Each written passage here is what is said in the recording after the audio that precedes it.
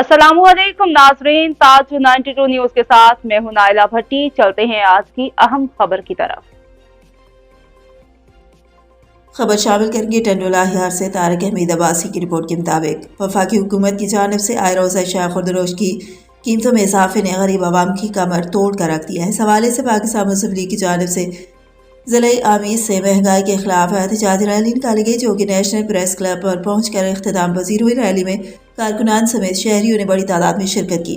मुल्क के दीगर शहरों की तरह टंडोला हियार में भी पाकिस्तान मुस्लिम लीग की जानिब से महंगाई के खिलाफ एहतजाजी रैली निकाली गई, जिसमें कारकुनान और अवाम की जानिब से लोगों ने बड़ी तादाद में शिरकत की। इस मौके पर मीडिया से गुफ्तगू करते हुए कहा कि वफाकी हुकूमत की जानिब से ऐलानात और दावे बड़े बड़े किए गए।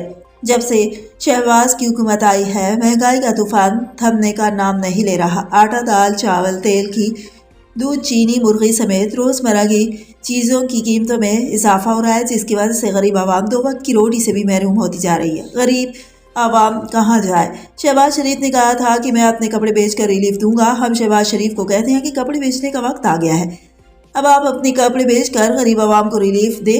उनका मज़ीद कहना था कि ज़िले इंतजामी और प्राइस कंट्रोल डिपार्टमेंट मुनाफाखोरों के खिलाफ कार्रवाई करने में नाकाम नजर आती है। एक तरफ गरीब आदमी महंगाई की चक्की में पिस रहा है, तो दूसरी जानब मुनाफाखोर आवाम को दोनों हाथों से लूटने में मसरूफ नजर आते हैं।